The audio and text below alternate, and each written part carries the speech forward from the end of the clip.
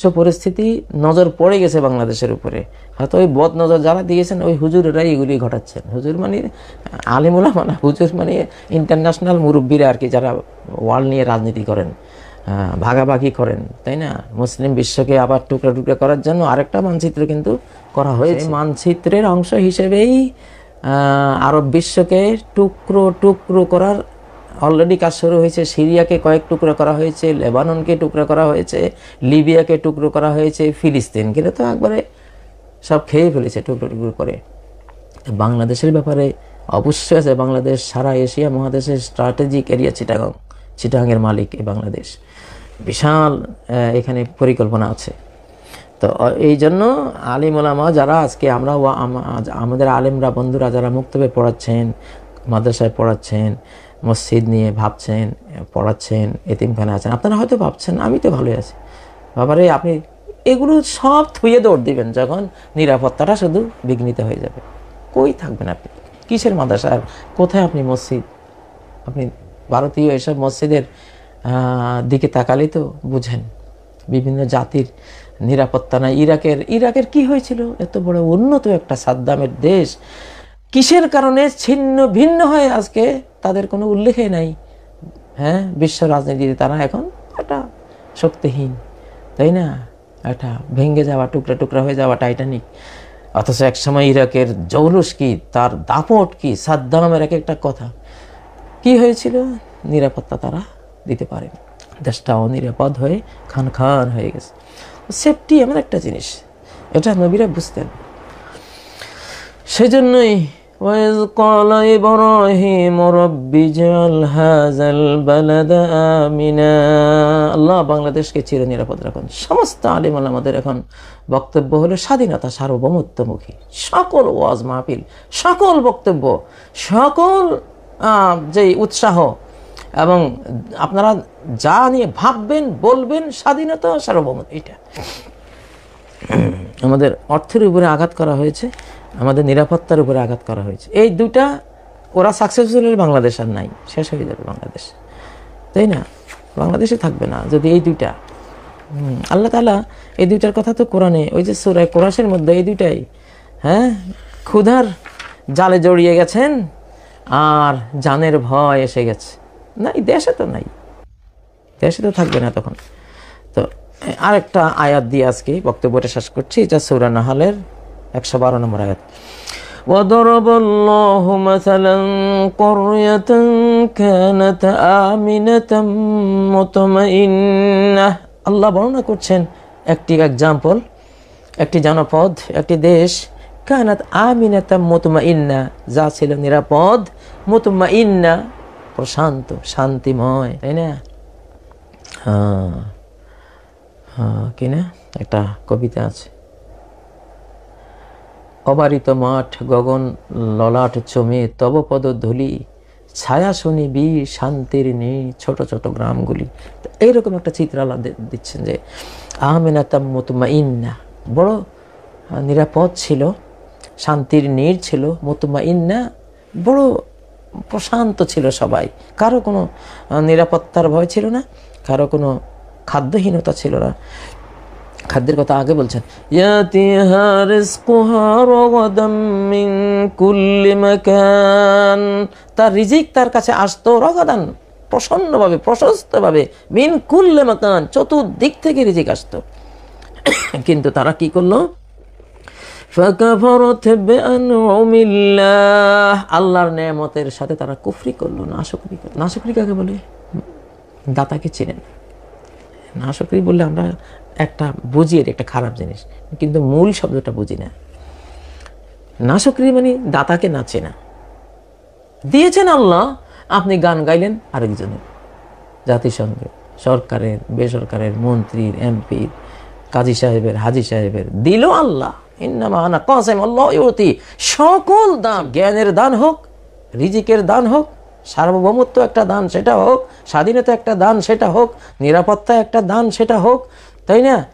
সার্বিক সুখ শান্তি প্রত্যেকটা এক একটা দান। এখন এই দাতাকে আপনি দাতা চেনেন না, এটাকে আপনি নাশকরি। এটা কিন্তু এই এই সংজ্ঞাটা আমাদের বাংলা ভাষায় আছে, কয় কারো ছিলায় সিন্নি খাইলি মোল্লা চিনলি না। এই যে মোল্লা চিনলি না, তো সিন্নিটা তো হুজুরের উছিলায় খেয়েছি, তো হুজুরে চিনলি না। এই দাতাকে চেনাকে বলে শুকরিয়া, আল্লাহ তুমি দিয়েছ এত সুন্দর সুজলা সুফলা শস্য শ্যামলা বাংলাদেশ তুমি দিয়েছ। এইটা তো ফাঁকা ফরাত বেআনুমিল্লাহ, আল্লাহ নেয়ামতগুলো তারা আল্লাহ যে দিচ্ছেন এটা তারা চাপিয়ে গেল, এটা বুঝলো না। ফাজা কাহাল্লাহু লিবাসাল জুই ওয়াল খৌফ, তো আমি দিচ্ছি এটা আমাকেই চিনলি না, যা।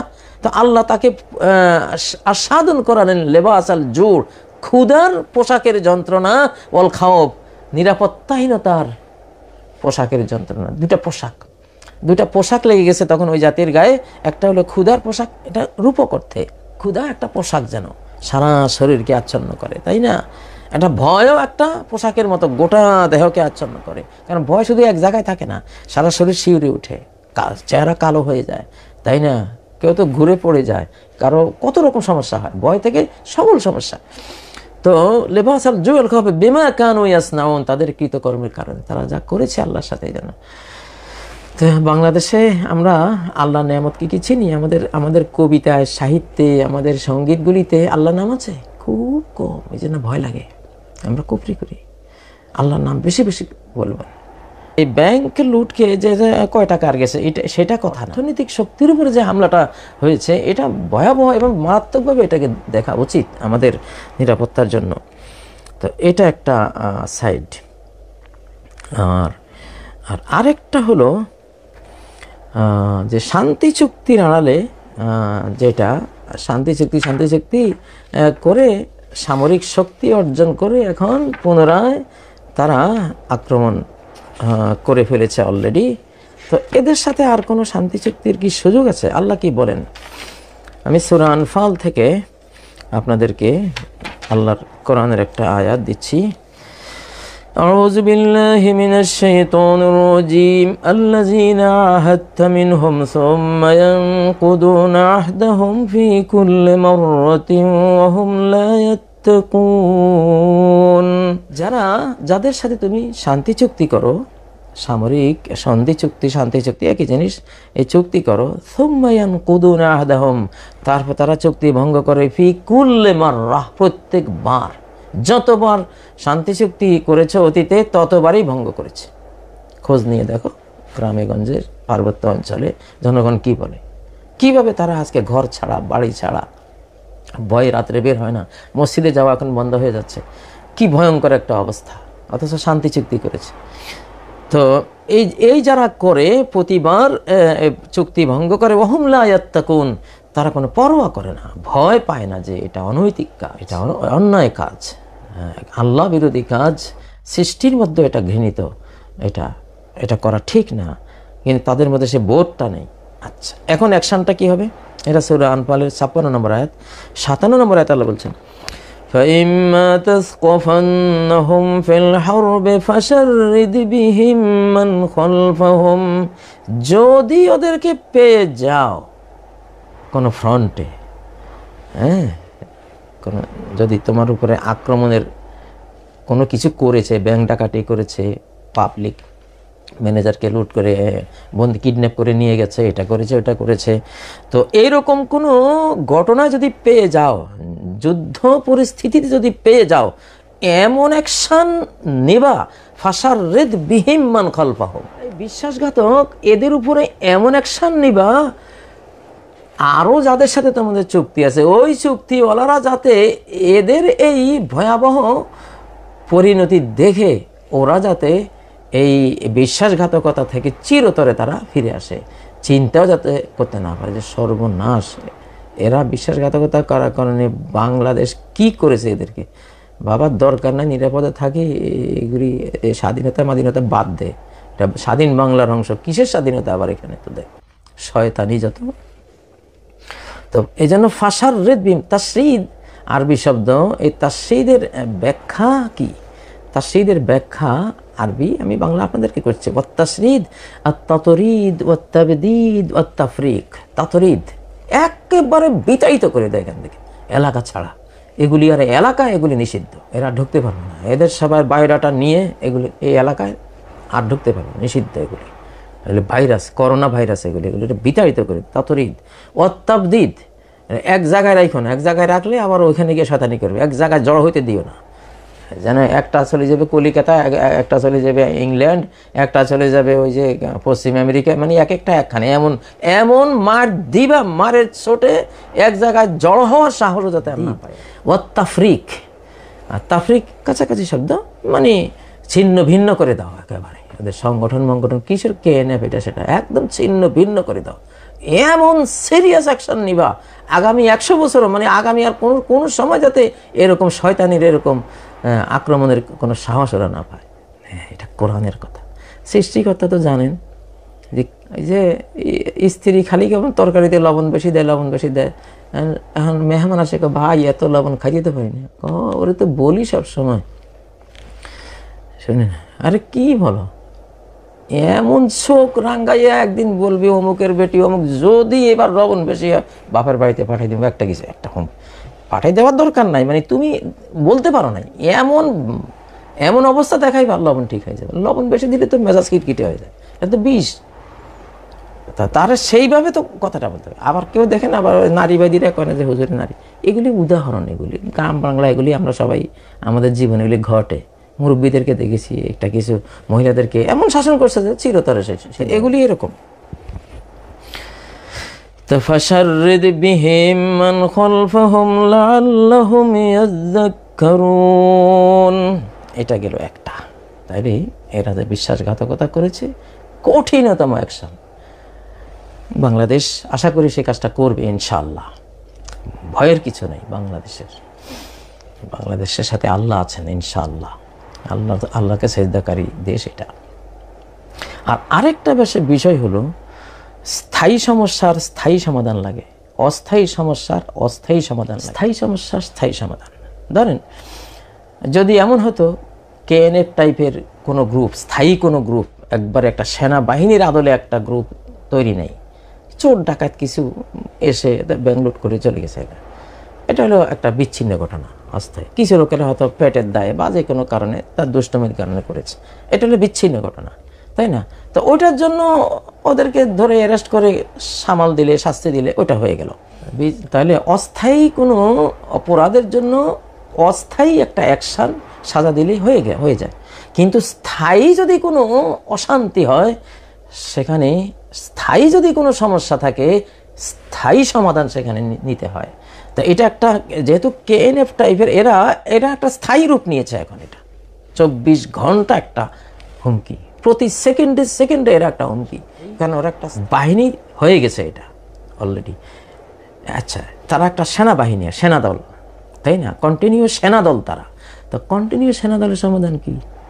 পুলিশ বিজেপি কিছু গিয়ে মারামারি করবে? এটা না। স্থায়ী সমস্যার সমাধানও স্থায়ী। একেবারে পুরো এরিয়া এখন সেনা ক্যাম্প দিয়ে, সেনা ব্যারাক দিয়ে ছেয়ে ফেলতে হবে পুরা, এক্ষুনি সময়। আমাদের দেখুন, আমরা প্রত্যেক নাগরিকই আমাদের বাকশক্তির, বাক স্বাধীনতা তো আছে। আমরা যেহেতু জাতির শিক্ষকতার কাজ করেছি জীবনের সবচেয়ে বেশি সময়, 40টা বছর, তো আমাদের আর আমরা কথা এমন উৎস থেকে বলি যেটা নিয়ে আর ভাবার কিছু নেই, যে আপনাকে একটু ভেবেচিন্তে এখানে দেখার কিছু আছে না। এটা কোরআনেরই কথা, কোরআনেরই কথা। ওই যে কালকে যে আয়াতটি সূরা আলে ইমরান শেষ আয়াত, অরবেতু, সীমান্ত প্রহরা, সীমান্ত প্রহরী হয়ে যায়। আমাদের যে বাংলাদেশে BDR ছিল, আমি যে শব্দটাকে প্রশংসা করেছি, BDR কে BDR কে অবিডিয়ার সেটা না, শব্দটা নিয়ে আমি কথা বলেছি। BDR এটা ফার্সিতে বেদার, BDR কাছাকাছি। বেদার মানে জাগ্রত, বেদার মানে কি? জাগ্রত। BDR কাছাকাছি, হ্যাঁ, এটা ইংলিশ, ওটা ফার্সি, কিন্তু শব্দের মধ্যে একটা জাগরণ আছে, একটা শিহরণ, পাওয়ার আছে। BDR, বেদার, এরা চির জাগ্রত সৈনিক, অতন্দ্র প্রহরী এরা। তো ওইটাই এখন এখানে একটা স্থায়ী সমাধান, যেহেতু ওরা একটা সেনাবাহিনীতে রূপান্তরিত হয়ে আক্রমণ করেছে, তাই না? তারা স্থায়ীভাবে এখানে, তারা এখন আছে আশপাশে, মত পেতে আছে। আপনাকেও স্থায়ীভাবে সেখানে অবস্থান নিতে হবে। অস্থায়ীভাবে সেখানে আপনি গিয়ে হয়তো একটা অভিযান চালিয়ে চলে আসলেন, আবার আরও মারাত্মক হয়ে তারা আসবে, তখন আপনি আর পরে পারবেন না তাদের সাথে। আর কোনো সুযোগ দেওয়া যাবে না। আমাদের সেনাবাহিনী প্রধানের একটা কথা খুব ভালো লেগেছে, আল্লাহ ওনাকে, আমরা চাই না বাংলাদেশে কোনো অতীতের কোনো ইতিহাস, নবাব সিরাজের টাইমের কোনো ইতিহাসের পুনরাবৃত্তি হোক। উনি ইনশাআল্লাহ বলেছেন, ইনশাআল্লাহ। এইটা একটা বিশ্বকোষ, ইনশাআল্লাহ। এই কথাটা বিরাট একটা কথা যে আমরা দমন করব ইনশাআল্লাহ। আল্লাহকে নিয়ে এসেছেন, আল্লাহ তো শক্তি দিবেন ইনশাআল্লাহ। ধর্ম আমাদের শক্তি, মাল্টিপারপাস পাওয়ার লাগে, আমাদের হৃদয়ে পাওয়ার লাগবে, এটা ধর্ম থেকে আসবে। দেহের শক্তি লাগবে, এটা খাদ্য থেকে আসবে। নৈতিক শক্তি লাগবে, এটা সালাত থেকে আসবে। ধর্মীয় এগুলি সেনাবাহিনীদের জন্য এগুলি সব দরকার। আমাদের বঙ্গবন্ধু ইনশাআল্লাহ বলেছে, স্বাধীন করে মুক্ত করে ছাড়বে ইনশাআল্লাহ। ওইটারই বরকত কিনা যে উনি আজও স্মরণীয়। ওনাকে নিয়ে অন্তত মানুষ বেশি একটা করেন। দোষ গুণে মানুষ, আমরা দোষের মেশিন, এটা আমরা জানি সবাই। তারপরে ওই কথাগুলি এটা গ্রহণযোগ্য। তো যাই হোক, আপনারা ইনশাআল্লাহ সাথে রাখবেন, আল্লাহকে সাথে নিয়ে বাংলাদেশকে নিরাপত্তা দেবেন, কাজ করবেন। আর অধিকার বঞ্চিত হয়ে মানুষ যত রকমের সমস্যা করে, অধিকার দিয়ে দেন সবাইকে সবার অধিকার দিয়ে দেন ইনশাআল্লাহ। দেশের ভিতরে কোনো জের রাখবেন না, হালখাতার মতো অতীতের জের চুকিয়ে দেন, সবাই যার যেটা পাওনা দিয়ে দেন ইনশাআল্লাহ। অধিকার দিলে জনগণকে অধিকার দিয়ে দেন। যারা আপনারা রাজনীতি করেন প্রত্যেকের অধিকার বুঝে নেন, দেশটাকে আপনারা গড়েন। আল্লাহ রহমত করুন আপনাদের উপরে, আমাদের উপরে। সুবহানাকাল্লাহুম্মা বিহামদিকা আশহাদু আল্লা ইলাহা ইল্লা আনতা আস্তাগফিরুকা ওয়া আতুবু ইলাইক। আসসালামু আলাইকুম ওয়া রাহমাতুল্লাহি ওয়া বারাকাতুহু।